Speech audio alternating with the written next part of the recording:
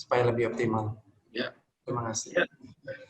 Setuju bahwa memang ini kerjaan bersama dan harus pendekatannya komprehensif.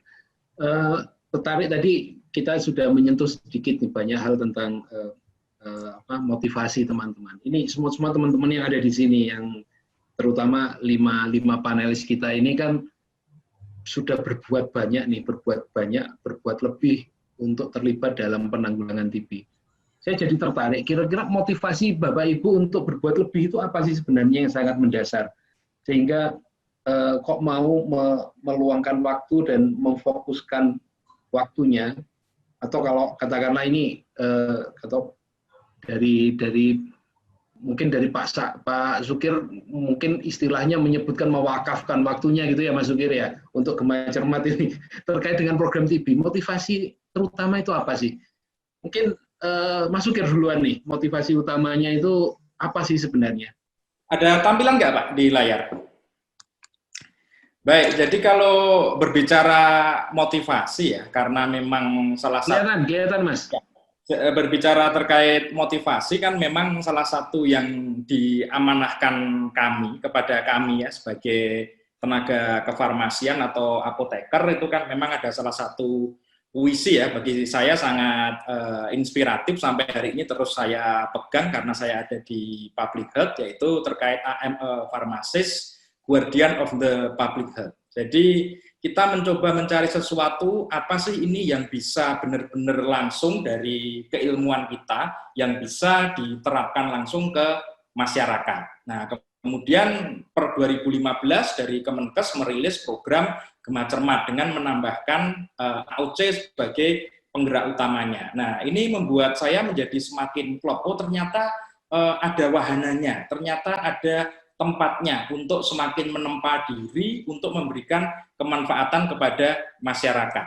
Nah, kemudian hal ini ternyata begini juga Pak B, menjadikan kami lebih bersemangat karena kami di apoteker kan memang punya kompetensi.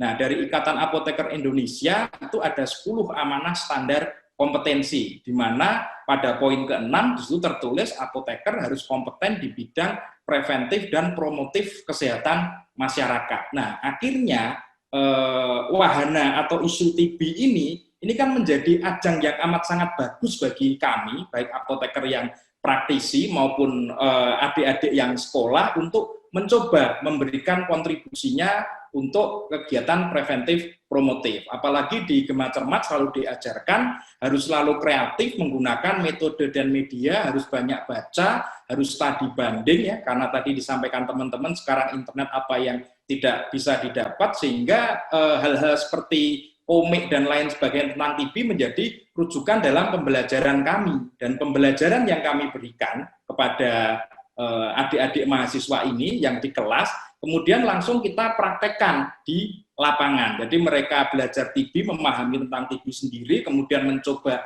teach other, mengajar dengan bahasa yang mudah, yang ringan, pakai metode yang menyenangkan katakanlah ke sekolah-sekolah, sosialisasi agar sarapan, gizi itu penting, daya tahan tubuh, cuci tangan, semua agar tidak terkena infeksi, termasuk TB. Nah, kemudian di era sekarang mereka bisa membuat media film terkait untuk pencegahan atau penanggulangan TB yang bisa di-share di media sosial mereka, seperti TB Ranger, ada The Factor of TBC, dan seterusnya. Nah, kemudian ini teman-teman yang profesi apoteker, saya juga menjadikan wahana tadi yang disampaikan Mas Pandu tadi, terkait dengan ketuk pintu, ini juga kami coba nanti biar ketika jadi apoteker selihe sehandal Mas Pandu, paling enggak ini harus saya kembangkan ketika masih belajar. Akhirnya mereka belajar sosialisasi, belajar mengkomunikasikan TB, jikalau masih dianggap aib, ini bahasa yang baik seperti apa. Jadi mereka datang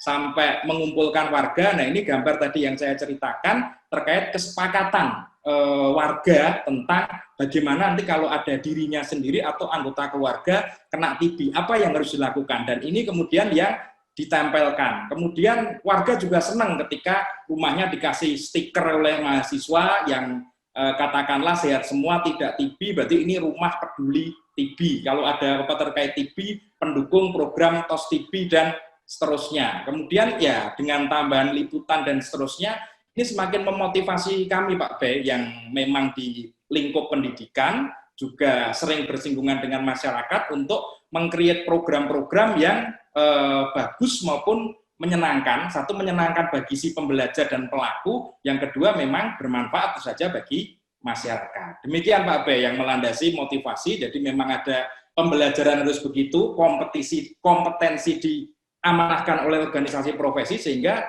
terasa sekali jalan ini banyak hal yang bisa kita dapatkan. Demikian Pak B. Ya, terima kasih. Sebelum kita ke ini, mulai banyak pertanyaan dari teman-teman ya, sebelum kita menjawab pertanyaan. Satu hal yang terkait motivasi tadi, mungkin saya ingin mendengar dari Mbak Lucy nih, dari sisi rumah sakit. Sebagai praktisi di rumah sakit itu, apa sebenarnya yang menjadi motivasi khusus? Tadi sebenarnya sudah sempat disinggung pada saat penjelasan awal oleh Mbak Lucy. Mungkin bisa dielaborasi lagi. Motivasi utama untuk berperan lebih di program TB itu apa, Mbak? Silakan. Ya, terima kasih Dr. B. Saya mohon share screen sebentar, Dokter. Nah, ini teman sejawat semuanya. Jadi kalau kita melihat data dari P2P, ya, Kementerian Kesehatan, mengapa sih kita sebagai apoteker tuh harus concern, atau kita harus terjun, atau kita harus ikut terlibat dalam peranan kita untuk menata laksana pasien TBC. Kalau kita lihat dari gambar, ini tahun 2018, tapi ini data yang ditarik tahun 2017 ya, dari P2P.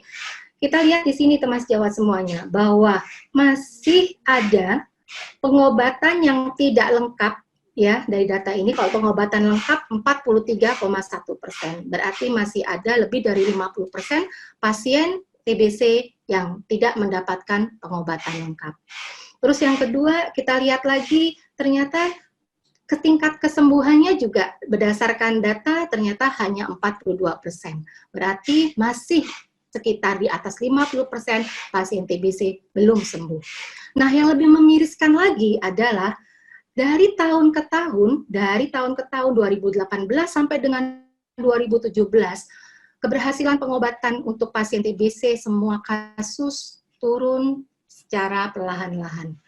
Kenapa ini menjadi penting? Karena pada saat angka keberhasilan pengobatan itu menjadi turun setiap tahun, berarti ada dua hal yang harus kita antisipasi, yaitu meningkatnya penularan kepada pasien atau kepada warga atau keluarga yang tidak sebelumnya terkena TB. Terus yang kedua adalah munculnya potensi TB resensi, MDR, ya, multi drug resistant. Inilah Dr. B yang membuat kami tergerak untuk ikut serta atau berkontribusi dalam penata laksanaan pasien TBC di rumah sakit. Nah, dari data ini, tujuan kami hanya ada 3. Yang pertama, meningkatkan kepatuhan pasien. Caranya bagaimana? Mau tidak mau, berarti kita harus terjun ke lapangan, bertemu dengan pasien, mendengarkan keluhan pasien, melihat kasus per kasus. Kemudian meningkatkan angka kesembuhan dengan cara memonitor pengobatan atau penggunaan obat-obatan yang digunakan oleh pasien. Jadi kalau kita melihat cakupan pelayanan kefarmasian di rumah sakit ada 2. Yang pertama adalah terkait dengan manajemen logistik. Bagaimanapun juga, walaupun kita sudah berorientasi kepada patient-oriented farmasi klinis, manajemen logistik bukan merupakan hal yang bisa kita tinggalkan, karena itu adalah fundamental atau dasar. Bagaimana seorang pasien TB bisa dilakukan pengobatan secara terus-menerus kalau manajemen logistik kita tidak. Yang kedua adalah peranan kita dalam farmakoterapi. Menilai resep, apakah cukup adekuat, apakah efek samping yang timbul itu dikarenakan dosis yang terlalu berlebihan, atau waktu penggunaan obat oleh pasien yang terlalu dekat, atau ketidakpatuhan pasien dalam menggunakan obat. Jadi ini perlu kontribusi kita sebagai apoteker untuk terjun. Seperti itu, Dok. Ya, terima kasih Mbak Lucy, sangat inspiratif. Iya, Dokter. Mengingatkan lagi bagi teman-teman sejawat kan ya, jadi ini memang kita harapkan ada peran kita semua untuk bisa bersama-sama melakukan penanggulangan TB. Kita masuk ke sesi tanya jawab Bapak Ibu ya, jadi kita harapkan ada lumayan banyak nih pertanyaan yang sudah kita terima. Jadi mungkin saya bacakan ini mungkin untuk satu penanya beberapa pertanyaan ini soalnya. Jadi nanti bisa untuk bisa memudahkan, saya pikir kita satu pertanyaan untuk beberapa pertanyaan untuk